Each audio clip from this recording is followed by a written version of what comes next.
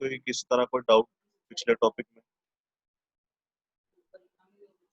No sir. Sanpreet सब clear है ना? Yes sir. Dilpreet? Yes sir. Ankur? Ankur है प्रेजेंट? Yes sir. बेटा कोई पिछले टॉपिक में डाउट? नहीं सर। हर्षित?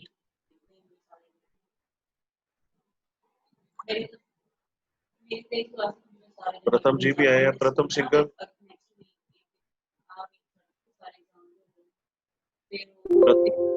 प्रथम सिंगल?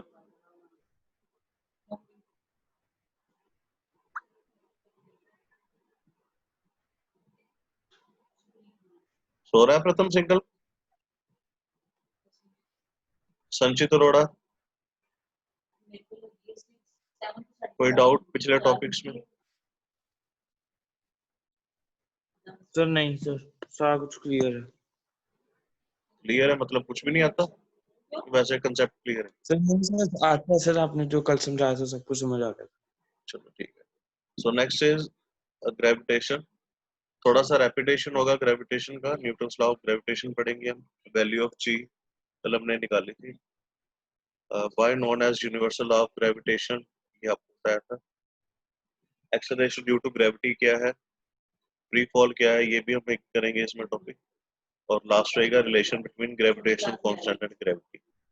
जो लास्ट के दो टॉपिक हैं हमारे, एक्सेलरेशन ड्यू टू ग्रेविटी और रिलेशन, ये दोनों नए टॉपिक है। बाकी सारे का सारा रेपिटेशन होगा। तो स्टार्ट करें। न्यूटन्स लॉ ऑफ ग्रेविटेशन कल हमने पढ़ा था कि अगर कोई भी दो पार्टिकल जिनका मास m1 और m2 है और दोनों के बीच में डिस्टेंस है d का, तो दोनों एक दूसरे के ऊपर फोर्स लगाएंगे। और ये जो फोर्स होगी, अभी हमने लास्ट चैप्टर में पढ़ा न्यूटन्स थर्ड लॉ में, कि जब भी दो पार्टिकल एक दूसरे के सामने आएंगे या एक दूसरे के साथ कोलाइड करेंगे तो दोनों पार्टिकल एक दूसरे के ऊपर फोर्स एक्सर्ट करेंगे एज पर न्यूटन्स थर्ड लॉ। तो जो वो फोर्स होगी वो डिपेंड करेगी दोनों के मासेस के प्रोडक्ट के ऊपर, और इनवर्सली प्रोपोर्शनल होगी वो स्क्वायर ऑफ डिस्टेंस के। इनवर्सली का मतलब क्या रहता है कि जैसे जैसे इनवर्स, इनवर्स मतलब उल्टा, अगर हम एक चीज को बढ़ाएंगे तो दूसरी चीज कम होती जाएगी।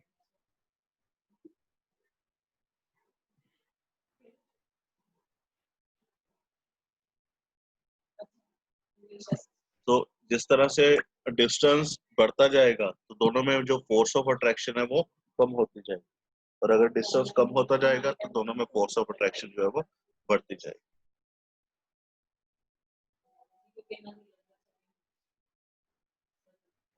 सो मैथमेटिकली ये हमारे पास आ गया, force is proportional to m1 m2 by d square. कल हमने किया था ये। और जब हम प्रोपोर्शनैलिटी का साइन रिमूव कर देते हैं तो हमारे पास वो आ जाता है g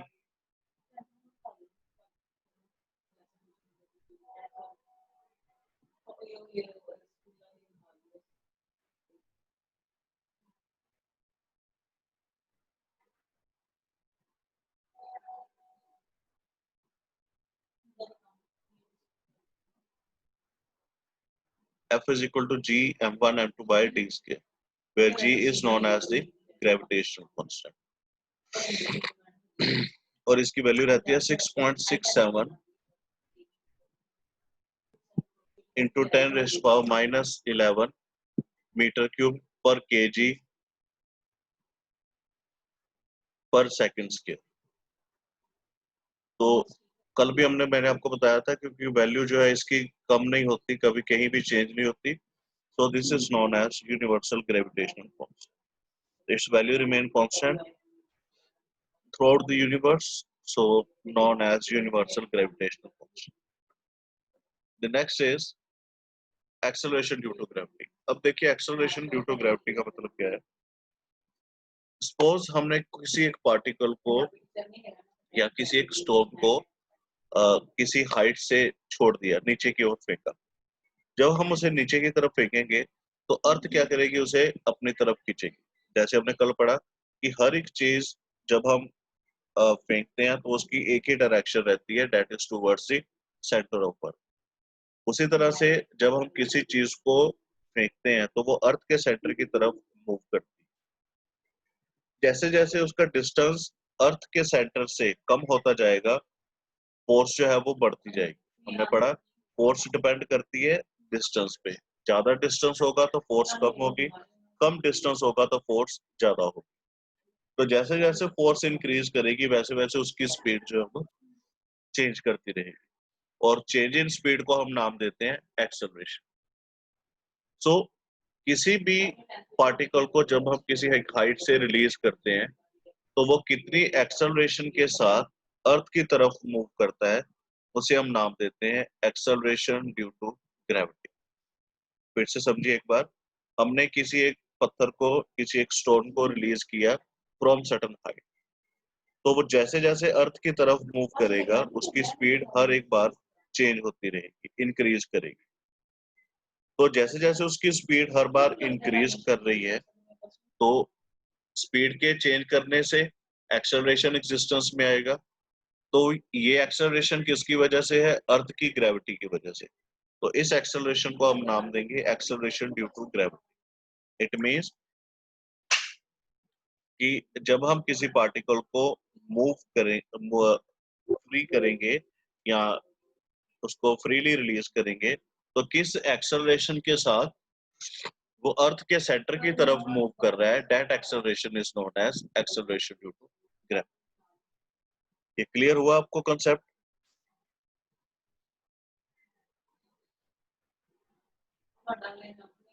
is that clear dear?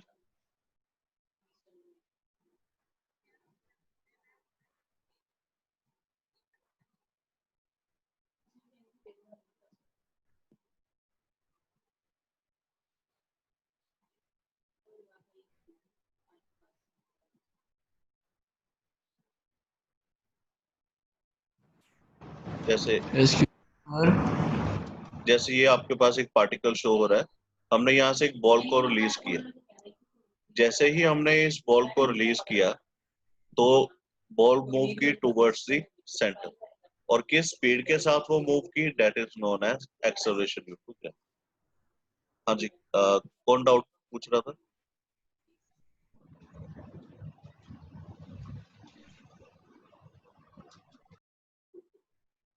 बोलिए सर कौन? ये सारा कुछ ई लर्निंग पे भी होगा? किस पे? ई लर्निंग पे।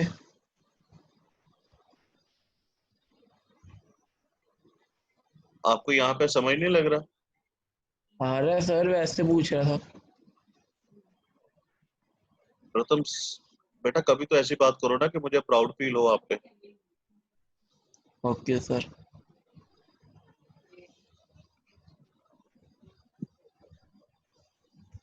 Please mute yourself. So acceleration due to gravity की ये डेफिनेशन रहेगी, प्लीज आप इसे नोट करिए। When we release any object from certain height, it moves towards the center of Earth with certain speed, and its speed changes as it moves near to Earth, and acceleration come into existence. Thus, an acceleration with which body moves towards Earth is known as acceleration due to gravity. Please, Harkirat, mute yourself. Excuse me sir.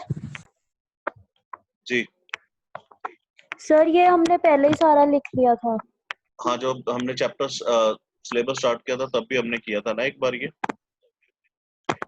Yes sir. हाँ, तो आज भी आप लिखोगे so that ये revise हो जाए। आप चाहे ओके आप, सर। हाँ, इसे आप नोट करिए। Okay sir.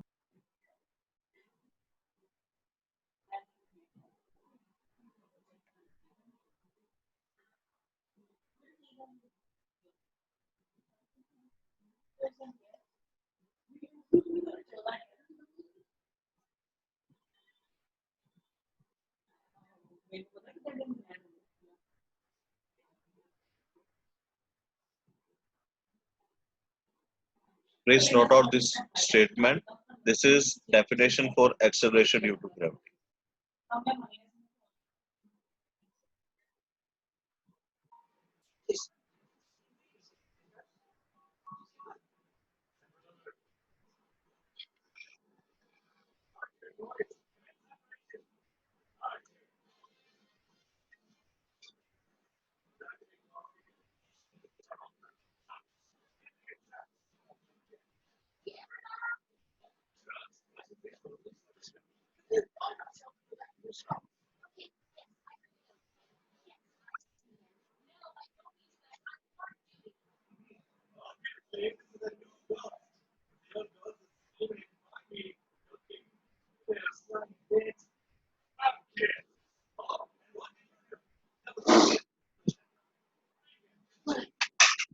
यहाँ तक नोट कर लिया आप सबने?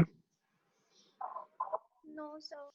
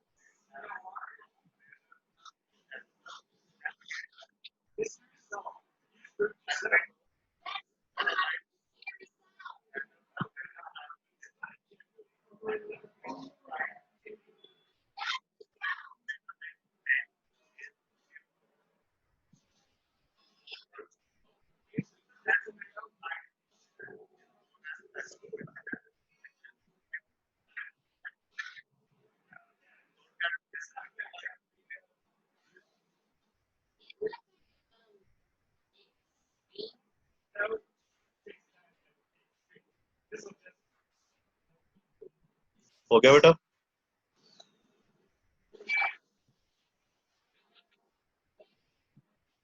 हो गया सबका?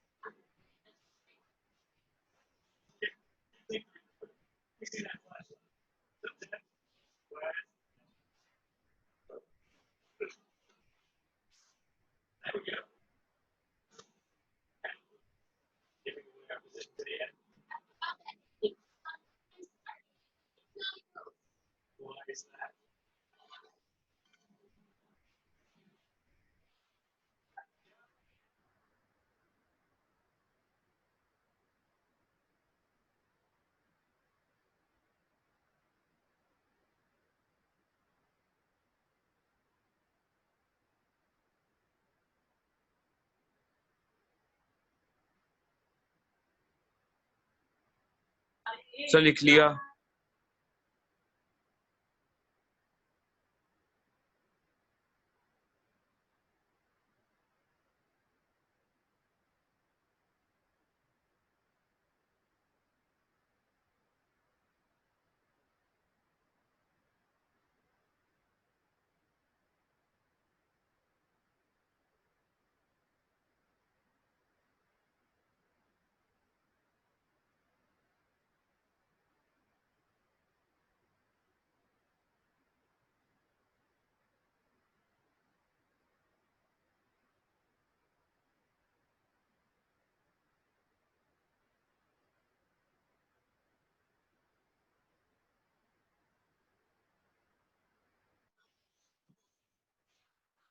So the relation between capital G and small g is acceleration due to gravity G is equal to Gm by R square.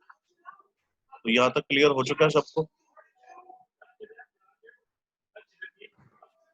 Yes, sir.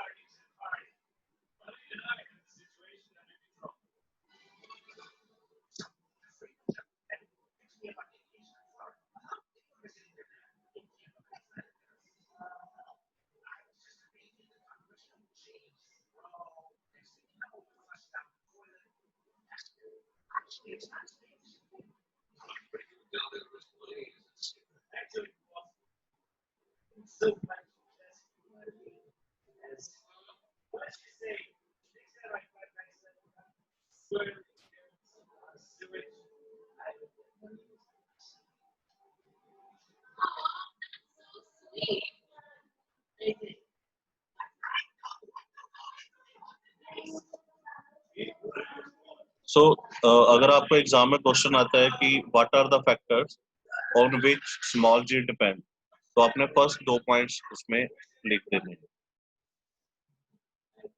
तो हेडिंग दीजिए factor on which g depends.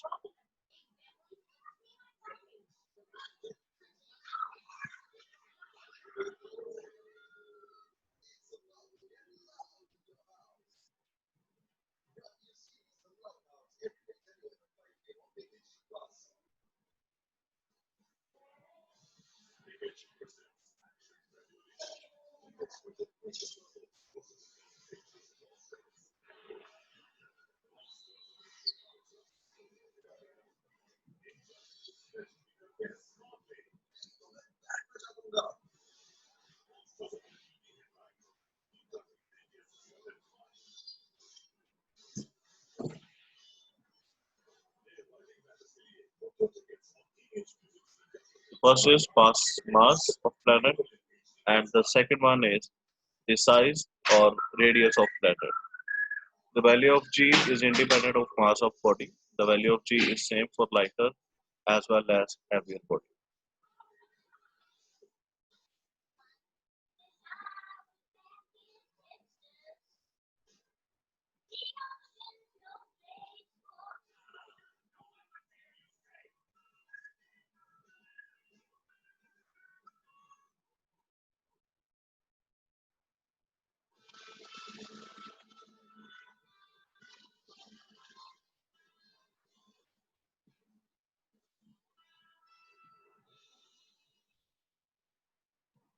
Note कर लिया सबने?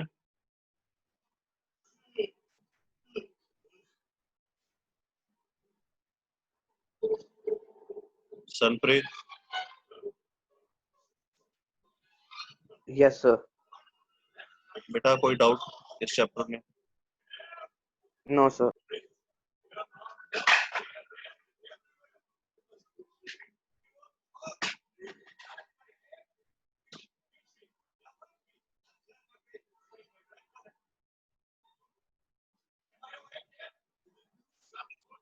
Where did you go in the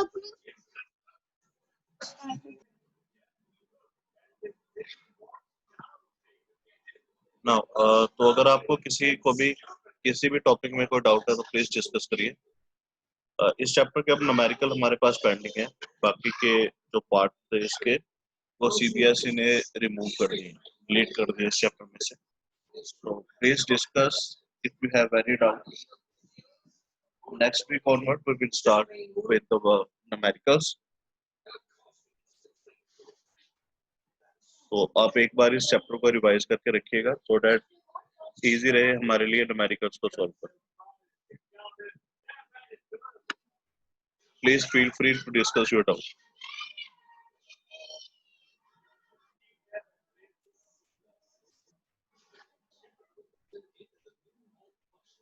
sir mass और weight नहीं करने वाले हम? मास ऑफ वेट में न्यूमेरिकल के साथ ही करवा दूंगा. Okay, sir.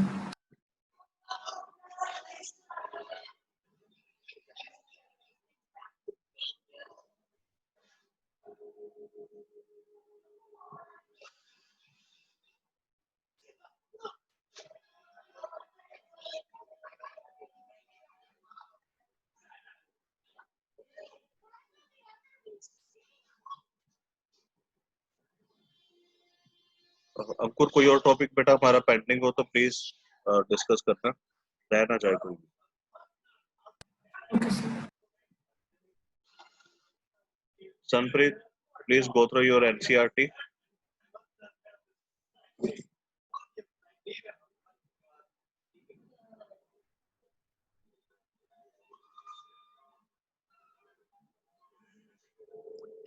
Aryaveer,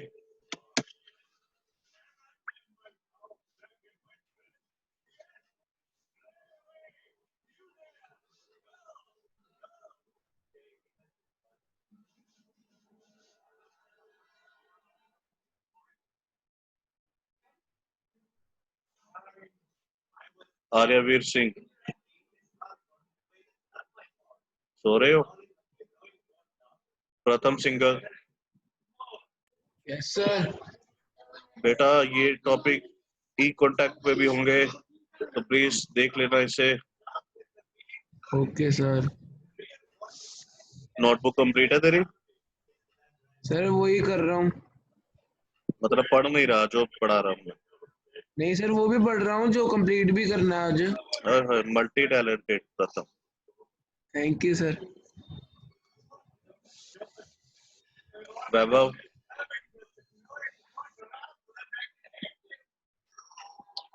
चलो, now I am going to end this class. Thank you very much. और न्यूमेरिकल के लिए अच्छे से प्रिपेयर होके आना, नेक्स्ट वीक न्यूमेरिकल करेंगे हम सारे। Thank you very much. Thank you sir. Thank you, sir. Thank you.